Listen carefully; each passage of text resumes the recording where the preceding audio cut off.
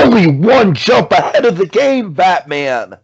Tiki here, and I've been watching through every episode of Batman the Animated Series for the first time.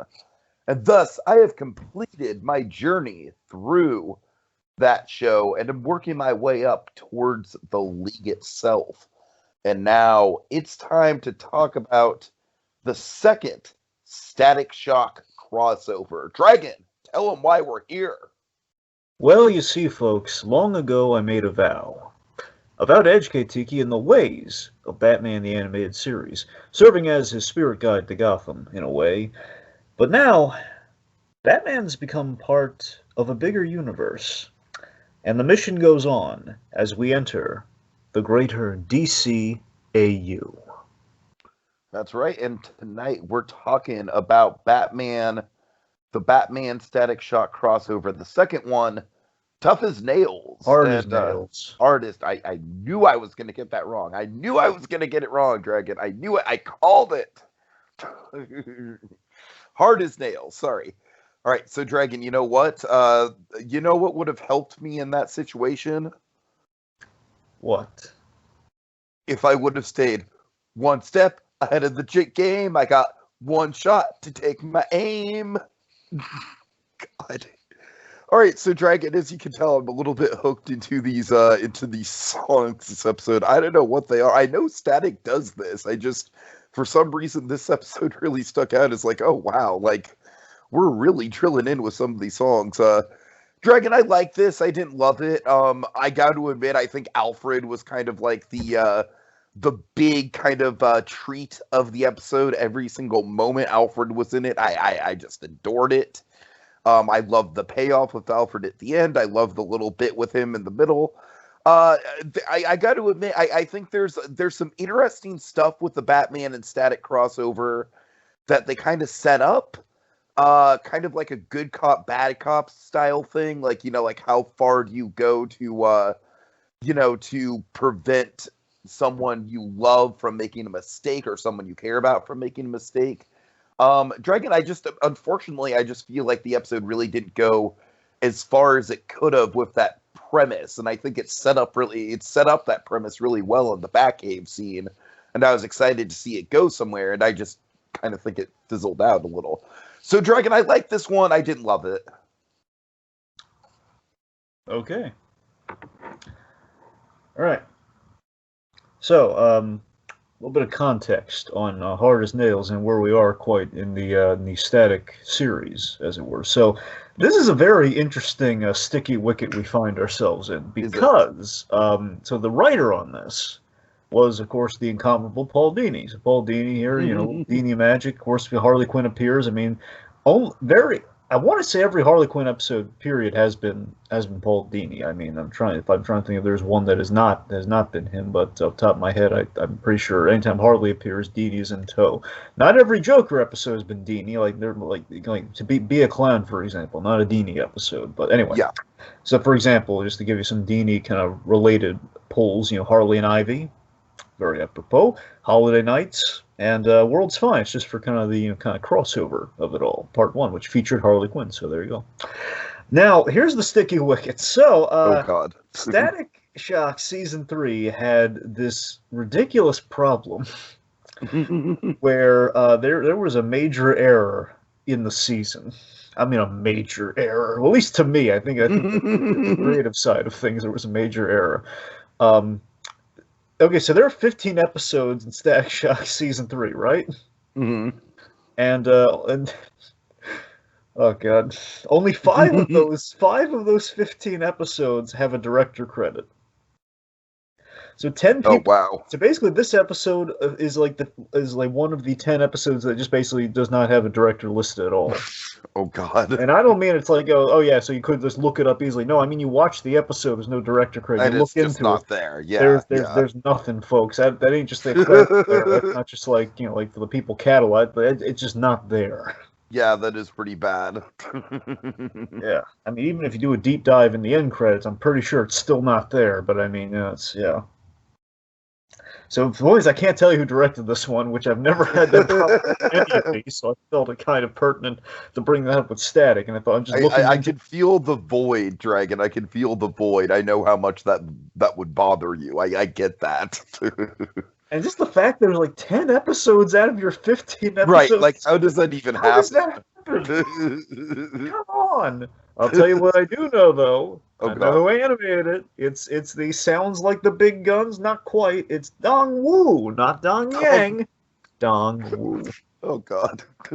Dong Wu, of course, directed the last Batman Static crossover, did the big leagues, and they go to Justice League and they do like another Harley Quinn appearance in the Joker episode of Justice League Wild Cards. So, yeah, nice. So and Dong Wu kind of gets better as it goes along. I felt, and season 3 was a big turnaround for him. I think this episode looks a lot better than the crossover. I agree. I think this episode, you know what this episode really got right is the Gotham City kind of red sky look, right? Yeah. Like, I feel like they kind of nailed that atmosphere a lot better than they did in the first crossover.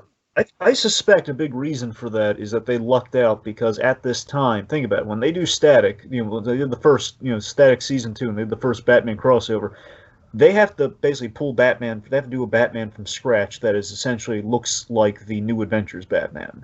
Mm-hmm. Now, this time, this is right before. It's like the same year of Batman, the next Batman animated movie, which is Mystery of the Batwoman. So basically, you have like a whole Gotham structured out and everything you can kind of pull from, and like a Batman design you essentially can pull from. It's kind of the digital version of the New Adventures look, which essentially we can now use very easily on Static. Right, that makes sense. I think that's why it came out looking so much better, because now we're not just like pulling a Batman from our back pocket, It's like, well, I mean, kind of, it's pretty right, but we have to do it from scratch in the Static show and Static stuff. Sure, sure, yeah. So let me fill in there's barely any background to give you necessarily on the episode itself, just to tell you about Static. Well, I mean, we gotta keep one step ahead of the game, Dragon. Yes. So. Sorry. Anyway, so season 2 of I had an epiphany, Tiki. I was in the research for this. Oh God! I realized looking at the series, the full series of Static Shock. When we look at the individual seasons, season 2, with very few exceptions, I can count on less than 5 fingers. It was a weak sauce season.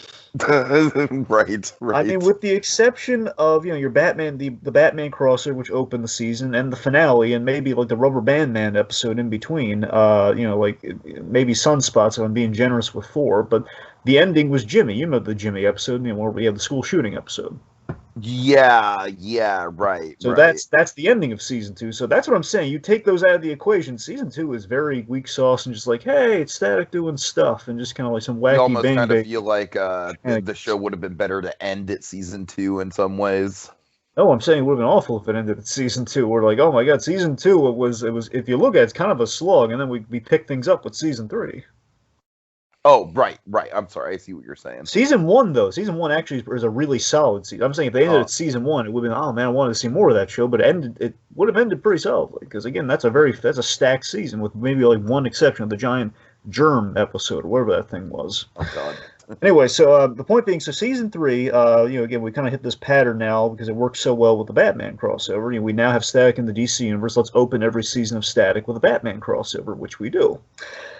With the Big Leagues episode. And, we're leaning into kind of the DC superhero of it all, which kind of leads to kind of a subtle revamp, season 3 and 4. Now, season 3, that's why we have Static in a cooler-looking costume. Not much as I love the original, it's cool, but over the years, I've grown a lot of fondness for the new look, because the new look just looks really sleeker and looks kind of cool. Looks more superhero-like. I don't know. Yeah, I like the fact it kind of is like a blend of sort of like traditional superhero and almost has a little bit of like a Bryan Singer X-Men look with like, just kind of like the sleek like jacket and stuff like that. Yeah, he's got like the jacket with the hood. He's got mainly the symbol looks really good. It's like the black shirt with the symbol on it instead of like, like I do appreciate like the very like this is a kid who put together a costume. Like he wears a raincoat. Sure. That's cool, but this is like now Static basically mirroring the character, which is what this episode's all about.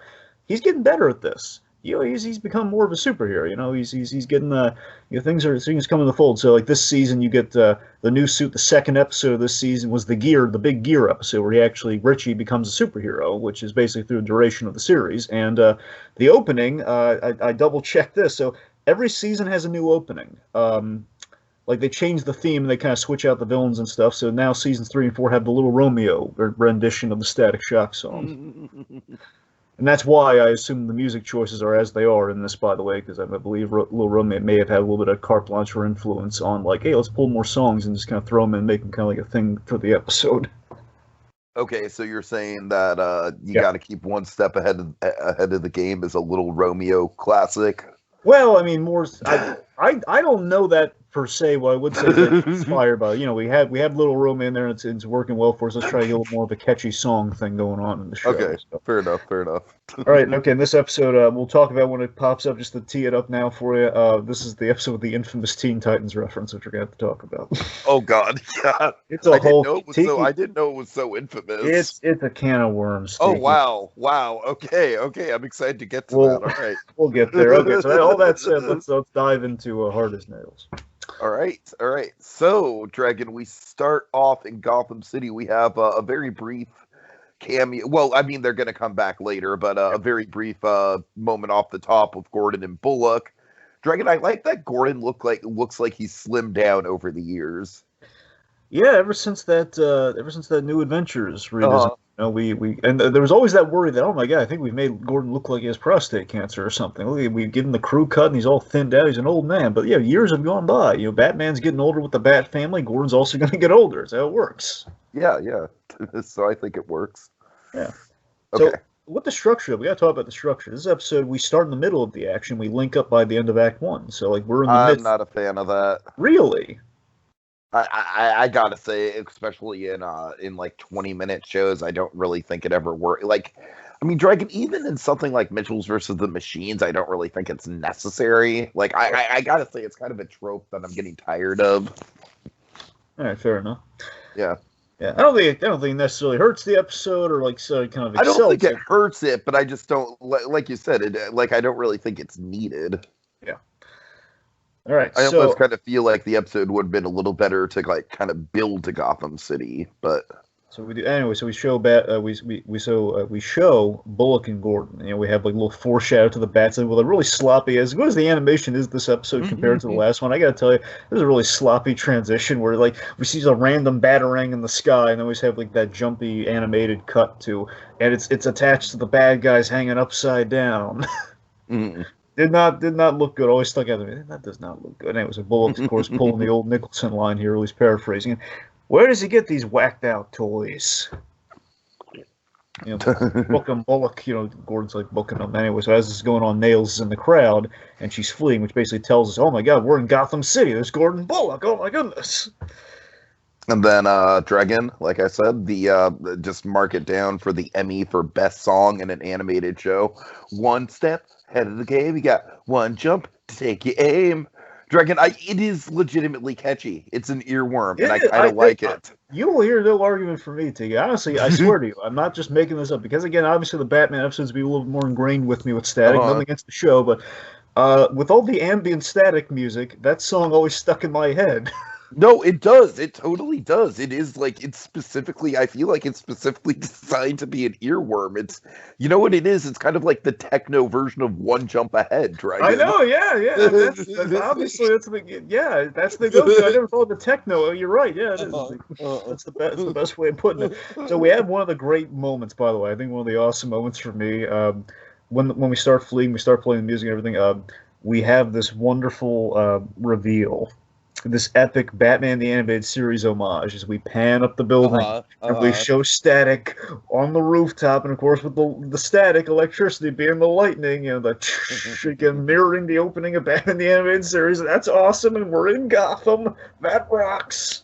Yeah, good stuff there. Good stuff. So says Allie Langford.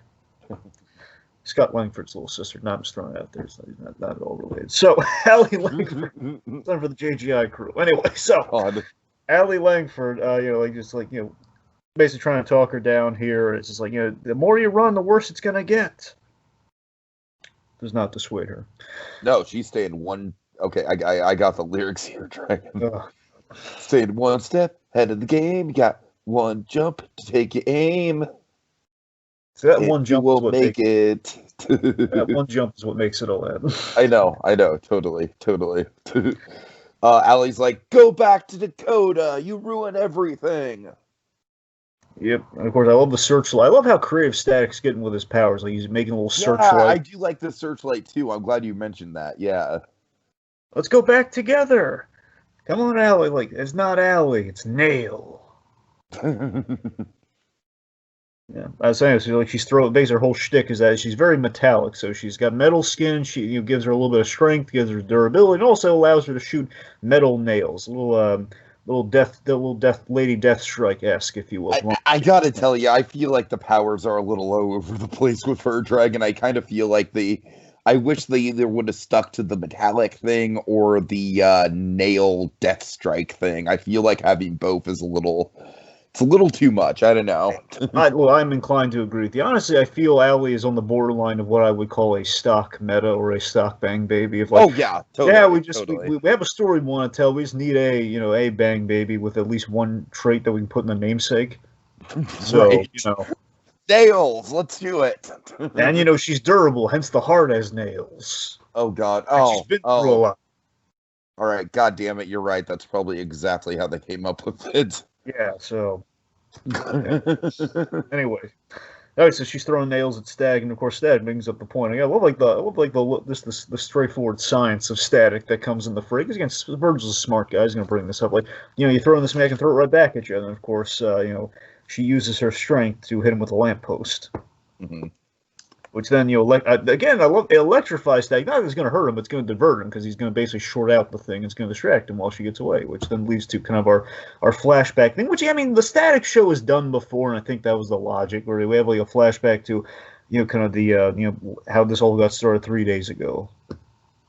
I think it's a little corny, just the whole, like, I should have noticed something was foul. Let me put it this way. If you compare this to the Jimmy episode, I think the Jimmy episode with that framing device and the whole, like, we flash back in the therapy session, that plays a lot better than this. And I feel it's kind of, we're double dipping.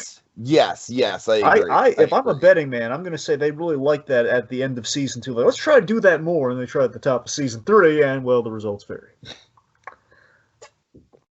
All right, so meanwhile, we see a flashback, back in the usual environment, the non-glowing, ominous red sky, 24/7 environment. It ain't the end times in Dakota. It's always the end times in Gotham. It's always like we're on the brink. I do like that this episode kind of shows the kind of contrast between the two, Dragon. I think ever since the revamp, it's pretty much, I mean, with very, very few exceptions. Like night 24/7. Oh, I know. I've noticed. Which is always the charm of Gotham to me. It's like, yeah, it's always night. It's kind of like perpetually like an indoor theme park in Gotham, Yep, Gotham's got two modes. Kind of got that atmosphere to it. It's either Dark City, which in Schumacher's case, Neon City, which still looks cool. No, I'm not knocking the neon, but or it's going to be like just kind of that blinding, kind of orangey light and the dingy light in the daytime. Yeah. All right. So, anyways, so the gang's all playing basketball, and Allie is she's just kind of trying. She's conspicuously reading a newspaper, and she's trying to just sort of blend in. She's wearing a coat, and fortunately, she's not doing a good job of blending in. Yeah, she's like trying to cover up the metal skin with makeup, and Virgil's chatting her up, and like Richie's like, "Hey, why the coat in the summer?" Essentially, which is a very good question. And I like that Richie's just kind of like trying to be like like joking. He's like kind of joking around, but it's just not helping at all. Yeah. So Earl, just kind of the other one, I believe Earl's the kid's name. I was playing playing basketball. He makes a slam dunk, which shatters the cheap baseboard. Yeah, I swear to God, that must be a really cheap board, man. Because unless you're Peter Parker, you're not smashing. That's what I'm saying. I honestly, I think maybe like the Dakota High School here is just Dakota City High School is just ill-funded when it comes to the sports programs. That's what I can buy it. Adds a little bit of realism. Yeah. All right, so anyway, so the baseboard falls and basically hits Allie like dead on, and she's not on the ground at all. Like she's fine. And it's like, oh my God, she's okay. Like Earl's checking her. Hey, you okay, man? It's like, hey, I get it, but she's being very defensive. Like, I'm fine. She's picking not a newspaper, but maps of Gotham, Tiki. Uh-huh. Oh yeah, I'm sorry. You're right. You're right. You're right. So Virgil, he's assisting her picking him up. So again, importantly, Virgil sees the Gotham on the maps. It's going to be a big plot point. And he says, "Hey, is something wrong? You want to go to the nurse? I wish. Like we should take you to the nurse. I wish." And he's shedding a single tear and run off. Okay, I just want to point out the fact that this is funny. The fact that she's actually carrying around physical maps like that does kind of show how dated this show is, right? Like not dated in a bad way, but it does kind of put a calendar date on the show of pre-smartphones. Oh well, Tiki, this is just the tip of the iceberg. You know what scene we have coming up that's going to solidify that notion, my friend. I don't remember off the top of my head. Oh, we'll get there. We're getting to the early 2000s as you get, buddy boy. Okay. All right, we're gonna get there very momentarily. Anyway, so the point being, cool. Allie is troubled. Uh-huh.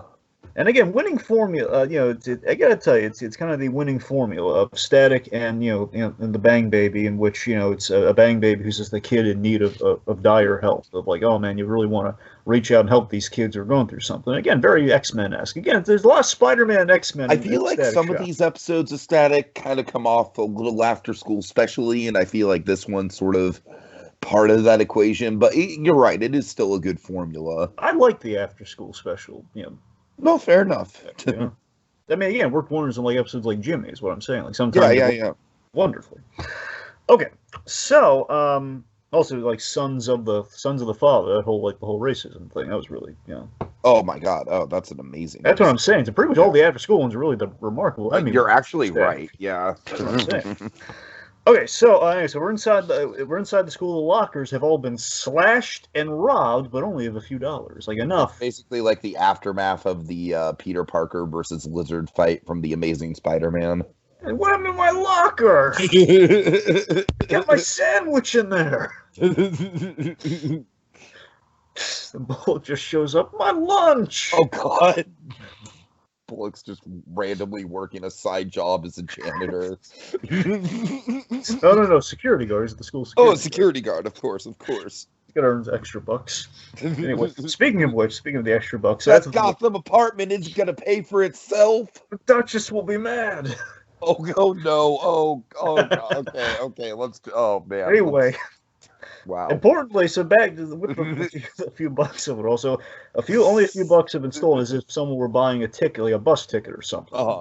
So again, I love this teeing up what Static's learned from Batman: The Last Encounter. Static and Richie doing a little bit of detective work here. Like, hey, the only locker that's not slashed is Allie's. Yeah. And Daisy, of course, Daisy was a nice girl. She was a nice kid. Daisy was pretty much Miss Exposition. That was her main role. She was either Miss Exposition or Miss Static, misses the day or the date because of the because of the duel and that sort of thing. So Daisy just kind of walks in for the exposition of the episode. Oh yeah, her parents went to see the principal and because Allie, you're right. That is a very very like mechanical role that she has right there. But that's kind of what Daisy's role's always been. It's like hey Static, we need girlfriend outside of Frida for Static, so it's Daisy and like hey, so Allie's run away. That's why their parents are concerned showing up. So she came in the school, grabbed those maps from Gotham, and she left. She's run away. So Virgil's again remembering the Gotham maps. He's fallen up on a hunch with the Gotham destination. So we go to the computer lab, and this we're into the 2000s thing. Oh my God, you're so right. You're so right. Oh wow. So. Few things. Okay, one, I love him using his power smartly here. They find I know it's a buy, like they find the exact. Okay, you know what, Dragon? The one thing is like I almost kind of feel like, hey, Static, that's a little bit of an invasion of personal privacy, bro. Well, she's in trouble. I know, but I'm just saying. Dragon. I don't think Morgan Freeman, Lucius Fox would approve of this. Oh yeah, you're right. That's what I'm saying. That's all I'm saying. Batman's just rolling his eyes. Oh, it's every time with this guy. Oh God, I think Lucius Fox would just like he just kind of like have just a very slow wagging finger of shame and just kind of like shake his head solemnly at you. Like, Lucius, I know you have a point, but there's a terrorist about to blow up boats full of people. Okay, I think we can have a little wiggle. Mr. Wayne. We can have a little wiggle room here. All right. Okay, so 2 boats aside. We're going to talk boats later, but not now. So, all right. So I like how it powers on the computer is my point. The buy of like you'd be able to find the exact computer, but they said this is the one she used. I'll just go with it. So we power up the computer, and then he's basically again doing some detective work here. He finds this is where we get all 2000s folks. So early 2000s web design, Dragon, isn't it just a beautiful thing? Isn't it just a lost art? It takes you back. The only thing that would make it 2000s is if you had like kind of that early 2000, like was it 2003 Steve Jobs, like the blue computer, like like the ones that are donated. Oh yeah. But you know what? These big gray ones, make it more kind of like late 90s ish. So, which again, with like they're even more vintage. My Dakota High School thing here is that these are hand-me-down computers. It's makes sense. Yeah. Right. Anyway, so you have like basically an email chain, but like some sort of like it was kind of a less than kind of savvy word like that. It was like the email chain, and we find the web host. Mm-hmm. Anyway, so we find kind of this kind of chat room or forum essentially that was Circe's and Thalia. If I'm saying that right, Thalia. Anyway, so like emails to these 2 people basically as part of this Bang Baby outreach website, which basically signifies Allie's a bang baby and she's looking for help, most likely a cure, which is a regular occurrence in the Static Shock show. Mm-hmm. Where we're looking for this bang baby's like figuring out what to do. A lot of times looking for a cure, sometimes going rogue. So is life. Anyway, so there's why we hit the wonderful PSA. I love Deanie hitting the PSA really well. This is a great Deanie PSA, Dragon. It's absolutely a Deanie my boy PSA on the episode. Sure. Say it. Someone asking kids to meet you on the internet is bad. It's always bad, Dragon. Always bad. Yes, it is. Someone asking kids to meet him on the internet is bad. Like, yes, Static, speak that truth, buddy. Yes. I love when Static does like the smart PSA, man. Totally. It's a little on the nose. It is a little on the nose, but it's on the nose in a good way. It's on the nose in a way a message like that needs to be, But it kind of makes Harley and Ivy kind of more scary in the episode. There's the scene kind of how real world we've had. It does. Totally. Yeah. Deanie always going for that real world scare factor in these times. Right. Love it. So, and of course, then now we transition to our end of Act 1 link up, essentially, where she's climbing the building to escape Static. She thinks she's been found by Static. Nope. It's the Batman. She's wrapped up in a batarang and bat rope. I think you have me confused with someone else. Yeah, great. Nice. And the animation's very improved. So Batman. So Static show, hey Batman, good looking out. I'll take it from here. Then Batman's laying down the law. This is his city. Batman's calling the shots here. Just I can't let you. Very HAL 9000s. Can't let you do that. Mm-hmm. Really? I mean, why not? I love Static just trying to kind of work up the huevos here. Like, it's very much just like Static. Like he feels like he's got some cred with Batman after the first episode. But then, throughout the episode, he's almost kind of like reevaluating, like, wait a minute, how much does this guy actually trust me? Exactly. I love that. Again, the big takeaway with these crossovers is the bond that's building between Static and Batman. So that's the big takeaway of this episode for me. I love how we thread the needle with stuff like that here. Sure. So Batman's kind of telling him, again, Batman's not just being like a prick about it, he's actually telling him, no, we need her here for a very specific reason. I know why this girl's in Gotham and who she's here to meet. And of course, as he's saying this, enter Poison Ivy. Bum, bum, bum. Tiki's worst nightmare. Okay, you know what? Poison Ivy, man, every time she shows up, you're terrified. This episode included, bro, she has some legitimately like phobia triggering things up her sleeve, man. So so this this hollowed out wood that just encompasses your body and swallows you alive. The Dragon, claustrophobic trees. it's legitimately kind of terrifying. I mean, not as terrifying as the man-eating plants, but but still, it's pretty unnerving. I'm not gonna lie. I just love it. You're so terrified of poison ivy. It's justifiable. I want to be clear. It is justifiable. No, I just feel like it's just funny that throughout, it's pretty consistent that every time she shows up, she's got something up her sleeve where I'm like, oh, that is legitimately kind of off-putting in a good way. This is a really cool bit though when she has her tree forming powder thing that she blows that basically causes like these claustrophobia trees.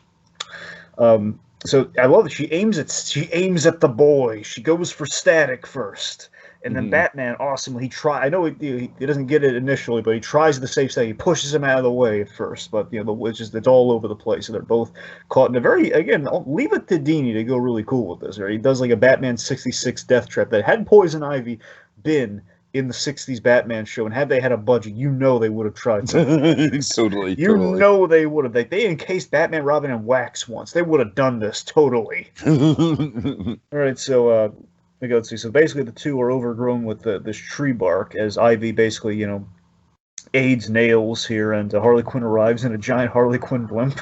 Because branding.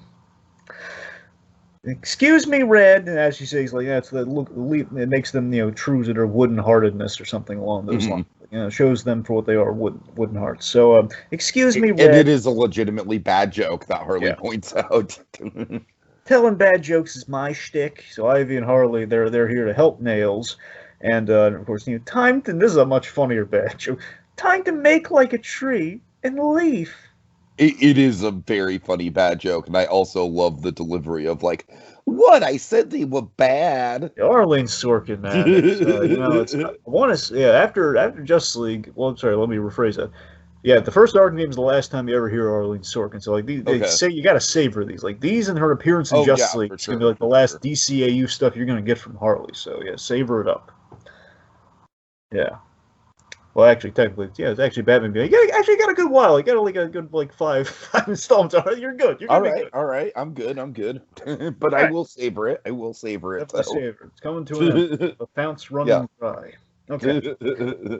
So, Static. Okay, so Static's about. I love that he's panicking too. Like, oh god, he's like, you can't escape because wood is non-conductive, which is a really that's a really great idea. It's like the old stupid Green Lantern weakness. See, the Justice Society, the Alan Scott Green Lantern's weakness was wood. Would you think? Really, his weakness is wood. And he's in World War II. He's like, there's metal everywhere. He's fine. And wood's his weakness? What are we gonna do with that? Anyway, so the point being, you're Static. Plants would be very tricky for him, so he's overtaken. They look like Garners. Then Bat escape, little Batman escape artistry with the grappling gun, and of course, what does he do? He saves Static. That's my guy. He's saving Static. Oh yeah. Yep. So, okay, let's see. So, as Static. And Dragon. I'm sorry, but we have to point out the other song that just gets drilled into our head. This one not quite as strong, but it's still kind of memorable. Just the whole like, me and my homies, that's my crew. Yeah. All right. Yeah, as the girls escape too. That's pretty much. It's kind of like the girl power sort of thing. Right. All right. So Batman calls the Bat plane, so he gets Static some medical attention. Which is a little fun fact. Again, last episode we had the Bat wing, which is so much infinitely cooler than the Bat plane. Yeah, the Bat plane. It's like it kind of feels like it's like just something that could be phased out of Batman's itinerary at this point, right? It almost feels obsolete. Yeah, I don't know. The giant flying saucer is awesome. I know they want to be a little more streamlined, practical, but it's not as cool. Anyway, so a little note there between the two. At least that we got in one of the Static things. I'll take that. All right, so we gave a lot of love last time to it. Static taking a joyride, man. So it all balanced out anyway. Okay, so so let's see. So the me and my homies, that's my crew. You better watch out. We're busting through. That's the line. I'm sorry. Go ahead. All right. So we learned that they basically Harley and Ivy were the people on the other side of the chat room. Cersei's the goddess of harvest, and Thalia, the muse of comedy. Haha, tongue in cheek. Couldn't go by Harley and Ivy, or else it'd be caught. So it makes sense. Dragon, this episode is a trailblazer, man. It was like this was catfishing, like freaking like 15 years before catfish. Yeah, and what's really cool about that too is that we have Harley and Ivy, as they kind of call out in the episode, they are both doctors, and I think that the catfishing is pretty much like a Harley pool. Like that's how we can get these kids. That's how we can find our bang baby muscle that we need. Where hey, we can psychologically manipulate them through these chat rooms. Right. Yeah. Oh, and I can tell you, yeah, at the time, the chat room thing was definitely like, I think stranger danger on the internet was like even worse than it is now. Yeah. I mean, now it's still a problem, but I mean, we're talking like the To Catch a Predator era. Oh yeah. Which I mean, the problem was there was a lot more anonymity. It was like it was a lot harder to tell who was bullshitting and who wasn't. There wasn't a trail you could follow. Yeah. All right. So the point being, Allie very smartly, she's just say no. She's kind of having a just say no moment. Right. But she shuts this down like, hey, I didn't come to Gotham to hook up with a couple of crooks. Where then Ivy again makes the very manipulative. You know what's not cool, Dragon? What? Crime. Yeah. All right. You do the crime. You know what you're gonna do? The time. Yeah. Oh God. McGruff, the crime dog. Yeah, that guy. You know what he does? What? He takes a bite out of crime. Oh God. Do you know that he has rap albums? What? No, you're making that up. Podcast The Ride has covered them, Dragon. Oh God, poor McGruff. He used to be so respectable. It's just sad when they get desperate. Anyways. To reach the kids. Anyway, so I'm just disgusted with Oh McGruff's. God, I'm sorry. I didn't mean to drag the mood down. Jesus. No. McGruff's gotta get with the times, Dragon. You were a symbol, McGruff. Oh God. Anyways, wow. Anyway, I didn't know you were so passionate about McGruff. well, I'm playing it up halfway. I know. Anyway, no, seriously, in all seriousness, so I love that Ivy and Harley here. They're really playing the manipulation angle with Ivy's like, well, where will you go? Mm-hmm. We heard, we meant what we said when we corresponded with you. No one should go through that alone. Well, Harley brings it home. You're like, no one should go through that alone, girlfriend. Girlfriend, why is it? It cracks me. You never hear Harley really say something like that. It's hysterical. Mm-hmm. All right, so again, we were doctors. I'm still a chemist, which basically that's Ivy's big sell. Like, I can make a cure. Where Harley's like this whole, I think laughter is the best medicine. You think this is funny? Did I say laughter? I meant penicillin. Again, Deanie with the Harley dog. I like that bit because it kind of illustrates that Ivy is still sort of still has her faculties about her, even though she's she's turned to crime. Whereas Harley, Harley's a little bit more permanently damaged. Again, we're always pulling for her, but we know it ain't gonna work out. Right, exactly. At least not till the Harley Quinn animated series, but Anyway. So, Ivy makes the big bargain here of she makes a deal. Okay, I'll give you the cure for the bang. I've isolated the bang baby gene, being a chemist and everything, being as good with plants as I am, and I found the cure. I'm going to give you this cure in exchange for you helping us pull a job, essentially. Mm-hmm. Okay. Meanwhile, oh boy, here's where things get really good. Okay, so. Static awakens, and the first thing he sees. Oh God! This is the first time we see it, by the way. Yeah. The first thing he sees in the Batcave is the giant dinosaur. It's the first time we see it, really. So it's the first time we officially see it because we saw a giant, not the giant dinosaur, a giant dinosaur in the Calendar Girl episode in the main season's episode. Because Batman fought. Remember, he had that long extended fight against the giant mechanical dinosaur. Oh yes. Okay. So we never saw what happened to it, and so is it kinetically the same mechanical dinosaur then? Well, here it's been assumed that it was. If anyone watches the show, they're going to assume it's the same dinosaur, and Batman just rebuilt it. Okay. Now, there's a comic that shows it's just a different dinosaur. So that's take it for what you will. So, assumedly, he eventually gets an actual dinosaur in there. Whether it's the same one, I can't officially rule on. But to the layman, yes. Gotcha. All right, so they never like show him like putting in the caves, or we're left to our own devices. Anyway, the point being, we officially see it here, and now when it pops up later in DCAU, we have a frame of reference as to when this might have happened. Good continuity. All right, cool. All right, so anyway, so Static awakens in the Batcave, sees Dinosaur and Alfred. Yeah, Alfred's just kind of like casually picking splinters out of his arm. Static's asking some very logical questions like, "Who are you?" And of course, we have a fun callback, one of the best callbacks, the New Adventures. Batman just says so casually, and the Static's like, "I don't think so." Just one time, I would like someone to believe that. It's great. That's a reference to Old Wounds when Gordon in the cave is, "I am." Oh, Miss Gordon, I see you've stumbled upon our little secret. I am Batman. Right. Anyway, so he picks out the last of the splinters, very gentlemanly, of course. Like, sorry about that. Just picks out the last of the splinters. Thanks, dog. You're welcome, dude. That's a great. Little music choice. Did you notice the little music choice after he says like? No. What's the music choice? It's like this really it's this really savvy bang. Okay. It's like a nice drop a beat for Alfred sort of thing. Like, yeah, a mic drop moment for Alfred kind of. It's like, yeah, Alfred's hip. It's really cool. Yeah, Alfred, you helped. Alfred getting this due that's always worth a mic drop. Yeah. Yeah, I want nothing but good things for Alfred Pennyworth. He's done so many nice things over these years. Anyway. Okay. So Static, he's taken in the splendor of the Batcave, and it's like nice crib, and we have some nice back and forth between him and Batman here. How are you feeling, Virgil? That's a big moment there. Oh my God, he knows who I am. You must really be the world's greatest detective. Then we reveal what, Tiki? His student ID fell out of his pocket. You really should carry this on you, or on your outfit. Yep.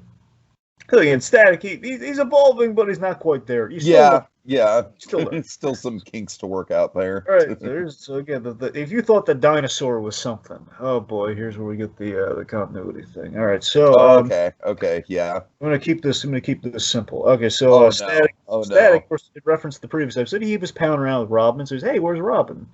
I know exactly why this makes no sense in the continuity. Yeah. I mean, so here's what happens. So Batman says, with the Titans, the who? You'll meet them someday. Okay, so let me clarify this for anyone who is confused. Okay, so obviously, in the same year, in 2003, okay, you get this episode, and also you get the Teen Titans animated, the good one. Specifically with a younger Dick Grayson is Robin. Yes. Now, so it's like it can't be the Dick Grayson that we know, and it also can't be Tim Drake Robin.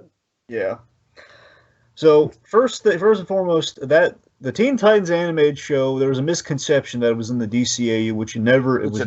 Yeah. And for some reason, I forget how official. It was always speculated that Bruce Timm had something to do with the show, and I forget if he was miscredited on that show once, which caused all that misconception. I forget if he was miscredited officially or not. But the point being, everyone always confused the two because they were out, and again, basically, people were kind of starving for more Batman in 2003. As Batman, I forget when Batman Beyond went off the air, so there's everyone looking towards that, and that's when we make the transition to. Because Justice League doesn't happen yet. So we're still waiting for, I believe we're still waiting for Justice League until 2004, if I recall. But anyway.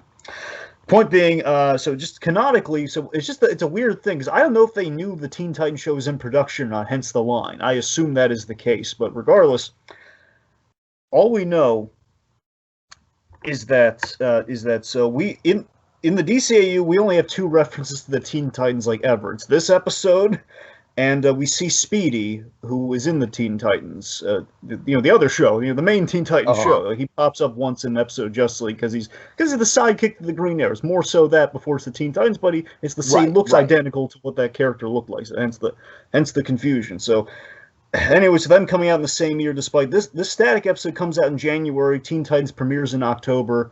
So you can see the misconception. So it's like Yeah, people are, yeah. oh my God, the DC animated universe are going to do Teen Titans, and it happens, and it's a nice Tim Drake and Teen Titans confirmed. Yeah, so when everyone looks back on it, not knowing this, it's like they're thinking like, seriously, how awesome would it have been if Teen Titans would have been in continuity with the DCEU and Tim Drake would have been Robin?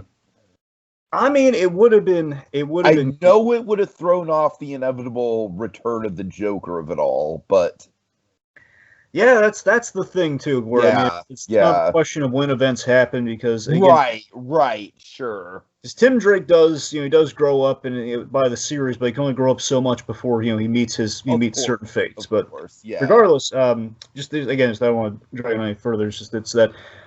I mean, it could be like a Bates Motel thing where it's like we know that's going to happen, but we're like, oh God, when's it going to happen? Exactly, like maybe crowbars could be like like a reoccurring symbol or something. Exactly. So all we just the main takeaway is that the main reason Dini put that reference in here, it was, I assume, not for the Teen Titans animated show forthcoming. It may have mandated, if Dini's in control, it's mainly a reference to Static was on the Teen Titans in the comics. That's, and like the idea is, he has a friendship with Robin, and at some point in the comics, if I recall correctly, with the whole milestone being lumped in the DC, I think we put Static on the Teen Titans. He shows up in the Young Justice show. I think he was in the Titans at some point as well, and that's what they were kind of referencing as well. So, but again, with the Teen Titans animated show got all kerfuffle. Now when people look back and are like, why didn't this happen? Why we have like the young Robin? And like they could never say Batman, but they always had the hint at Bat. It was a whole right. But seriously, the Teen Titans animated show, the original one, was good stuff, just not this. Okay. Anyway, all that stuff. Okay, so Static. Yes. Okay, meanwhile, so Static, calls out, Harley and Ivy. They were, they're working with Allie, and he calls that whack. Like, that's just whack. Allie would never work with Harley and Ivy knowingly, and whack means it's crazy. I know. I love Static explaining street stuff to Batman. I just love the slang. Yeah. And then here we come to, like I said, Dragon, what I consider to be probably the biggest missed opportunity in the episode. I love this setup. I love the whole setup of like Virgil saying, like, for what it's worth, Allie's a good kid. She's just mixed up in the wrong crowd. And Batman essentially saying, like, look, I don't, you better set those feelings aside, because if she gets out of control, we're going to have to take her down. And Dragon, the shame of this episode is we never get, we set that up. It almost kind of feels like a Chekhov's gun that never goes off, because I guess maybe the thing that happens is that the whole I'm gonna get revenge on Harley and but it's like by the time that Batman and Virgil even show up, it's like Harley and Ivy have already betrayed her. It's like I don't know. I just feel like the writing could have been a little bit more tight to have a little bit more of a telltale kind of situation there. Sure. Would you prefer more of a standoff between Batman and Static over the girl then? That's what I'm saying. Yeah, exactly. You raise a good point there. I mean, I just feel like in the Batcave they do set it up, and they set it up well, and I just don't feel like they do much with that setup. I would say it has to be a runtime thing where, again, setting that up, we just do not have time to pay off, so we got to put a nice. It's a really nice bow we put on. I want to be clear. I really love the bow we put on things. Sure. Yeah, I hear you though. I do. But yeah, seriously, I do love this moment though, where he is just Batman's just kind of laying down the facts. He's playing devil's advocate to Static's idealism here and his optimism. She's a good kid, just having a tough time, which of course is going to echo to our wonderful coda we have at the end of the episode, which is going to definitely leave an impact with Batman, where Batman's like, she left us for dead. She's not that good. Mm-hmm. She turned to the net for help. It's your creep girls that took advantage of her. Cut her some slack, B man. She ain't the one catfishing. Yeah. So again, the Static just kind of laying this saying cut her some slack, B man. He's really putting his foot. They stand up for the Batman. He's not even in Dakota. He can't lay down low. He's in Gotham. He's in the Batcave. You're in the man's Batman just face. dramatically gives the shoulder turn. He's like, okay. You're a god in the Static for a moment. But I love this. Although the Batman respects Static for standing up to him on this matter. This whole totally. we'll play it your way for now. But if she gets out of line, if she gets out of control, she goes down like the others. And I just love that. And again, Dini just hitting this beat so well. Like this and Dini, essentially he created this, going all the way back to Heart of Ice or something like this, where it's a whole.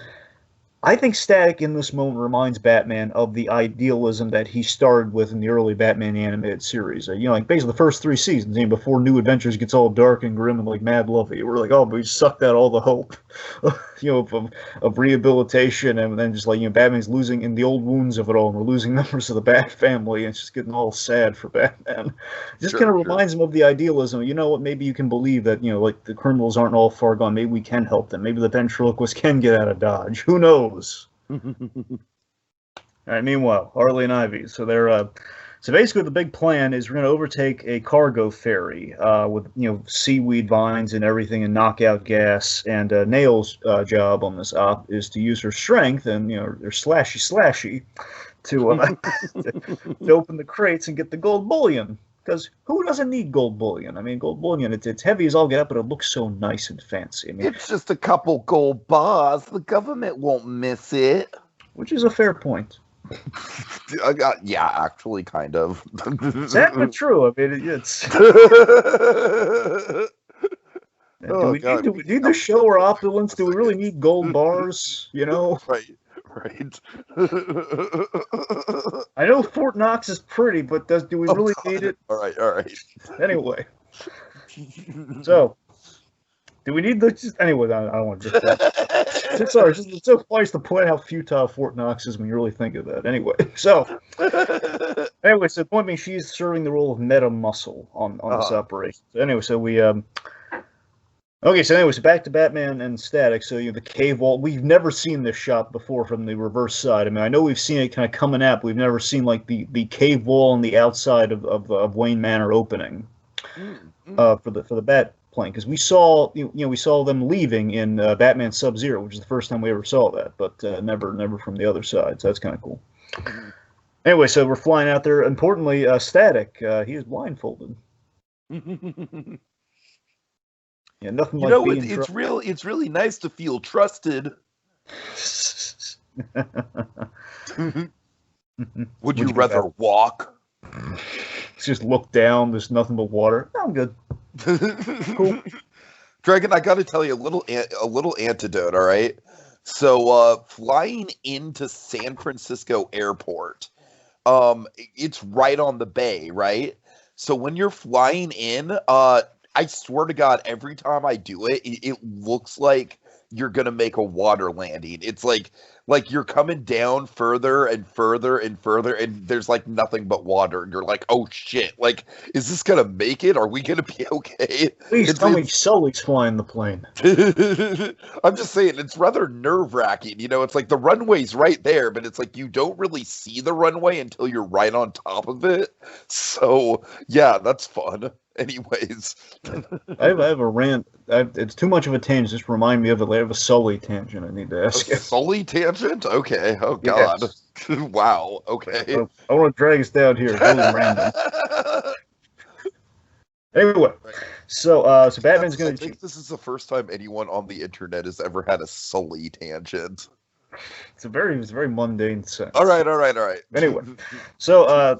Okay, so Batman's going to check on some leads, but he has a feeling that they've already made their move. So this is a really cool bit, by the way. He has a feeling they've already made their move because we reveal the bat signal.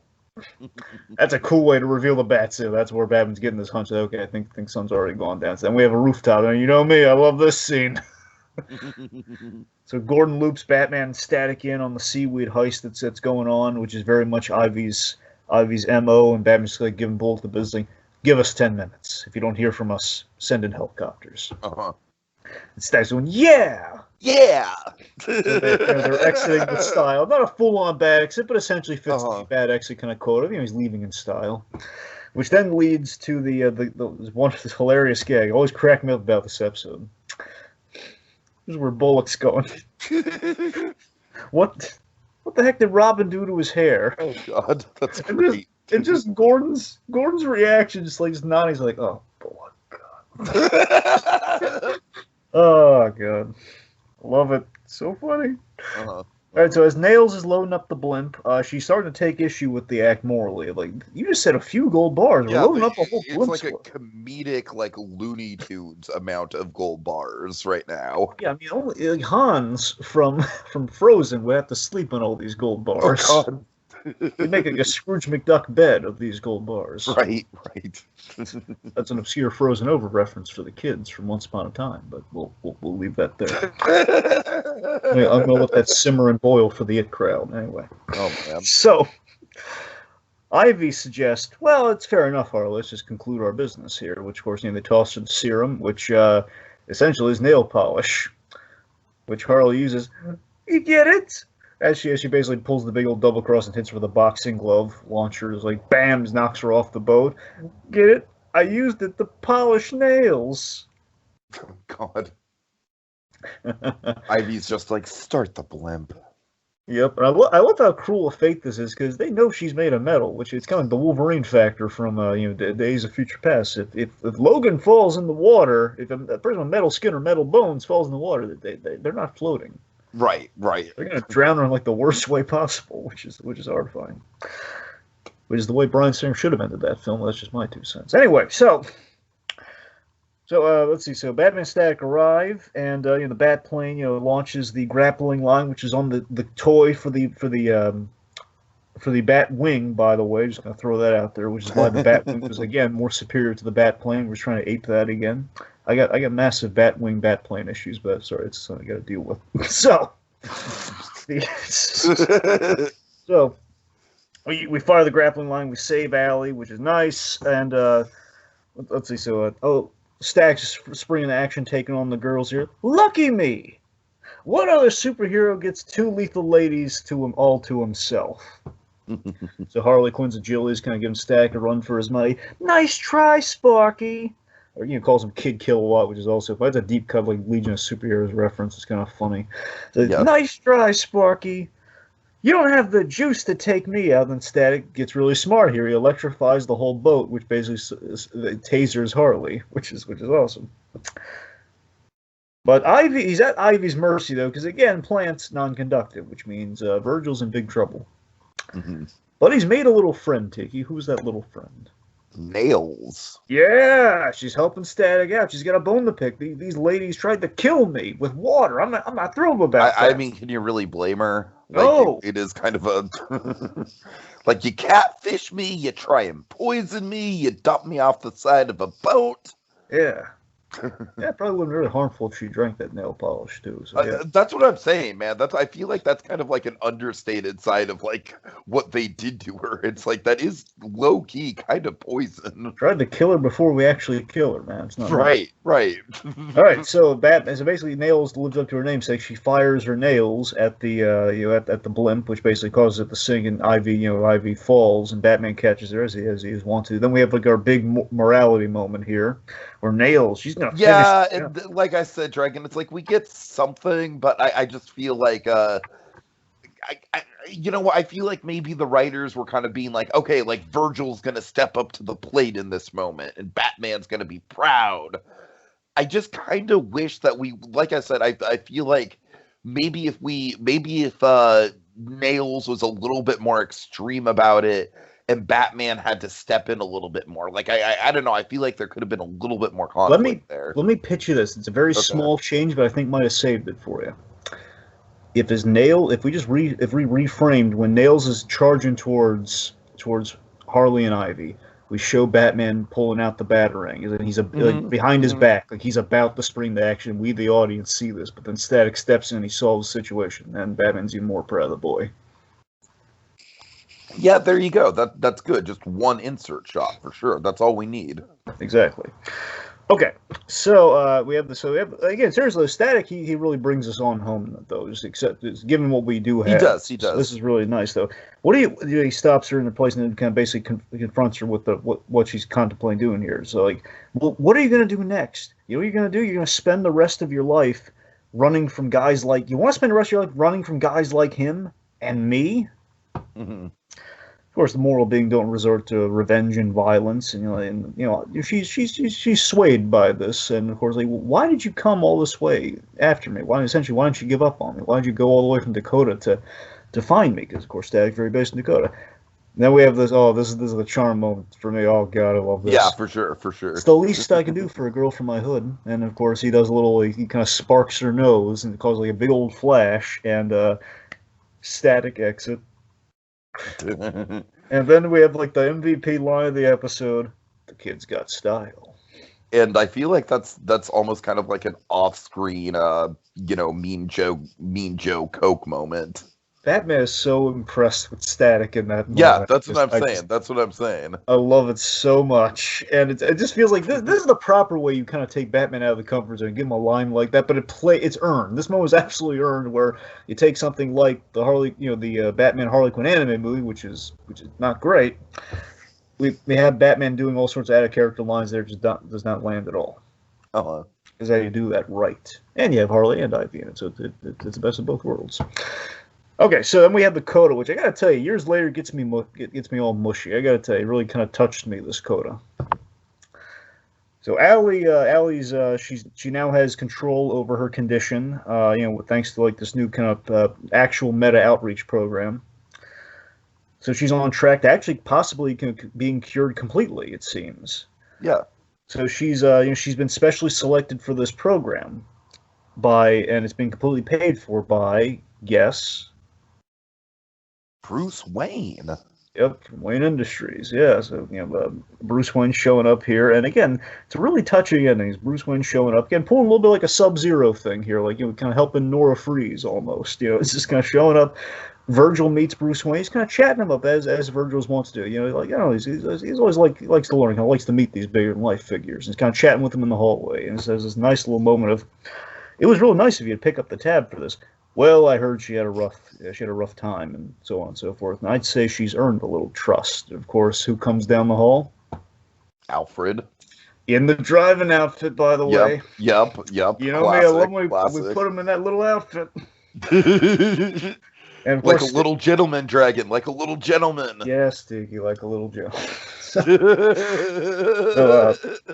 Anyway, and Virgil's smart, so he's going to put two and two together. I remember that guy, and she's not the only one. And I just love that's Batman's reward to Static for restoring his faith in idealism. Again, kind of like the Sub-Zero days, just sort of like we shouldn't just like go with someone's out of line. We should just break them down. We should try to understand it. We should try to understand the criminal element, maybe prevent it if we can. It's like Virgil restored that in Bruce, and he just kind of went out of his way to help him, and he kind of helped. I don't know, it's really nice. I like it. It's nice. It is nice.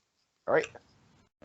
Okay, so final thoughts, Dragon. I don't think this was quite as strong as the first crossover, but it definitely had a lot of good moments to it, Dragon. It definitely all the Batman and Alfred stuff. I don't think the villain stuff was quite as good. I think the Joker obviously kind of shined a little bit more in that crossover. But the villain stuff is fine. I just feel like I said, there's a couple missed opportunities. And as fun as the music is, I do think it's a little repetitive. I get that Static Steel, but overall, it's a really fun outing. I can't complain too much. It's I enjoyed myself quite a lot. Yeah, final thoughts for me. It's obviously it's hard to compete with the Joker element of the last crossover. I mean, how can you? Plus, we fixed the design too. That was pretty big, for everything we're doing with the Joker lately. So that honestly was big. Yeah. But it's. I gotta tell you, I think this episode, it's kind of smoother plotting wise because of the Dini factor. And again, yeah, I mean, you're right. Maybe there's a bit of a missed opportunity with the end, but just taking it for what it is. I mean, on the whole, just in terms of plotting and just kind of factoring everything out, I think it's a little smoother in the transition. But again, maybe not as like oh my God, Joker's like Static electrify the Joker's hand buzzer. That's beyond awesome. Right. So but again, I love Batman growing a respect for Static, and I really appreciate the touching ending. Bruce Wayne coming through for Allie in the hospital, admitting that Static was absolutely right in this situation. Again, it's the episode. It's kind of more in line with the Static Shock show, and kind of Static Shock at its best when it has PSAs and after school special kind of themes like like that within the show. And I'm left this episode with the thought that maybe it's easier to take Static places rather than bring the DC entity into Static's neck of the woods. Perhaps I think maybe I think that's the key factor in how this episode and plot, at least plotting wise, like it's easier to put Static having meet the big icons in their worlds than it is to bring them there. Like we have like Clark Kent in another crossover. It's kind of hard. Like, and there's Clark Kent's going around. It's like the Toy Man's in Static's neck of the woods. I don't think it plays as well. But I could see that. All right. Okay, so yeah, take us out, Dragon. Batwoman in the DCAU? Imitation Phantasm? A rogue revenge plot? Can Batman and Robin trust this new vigilante in Gotham? What will Batgirl think? Tune in next time to find out. Same animated bat time, same animated bat place. On the next visit to the animated Bat Cave with Batman, Mystery of the Batwoman. Kids got style. You gotta keep one step ahead of the game. Take one shot to take your aim.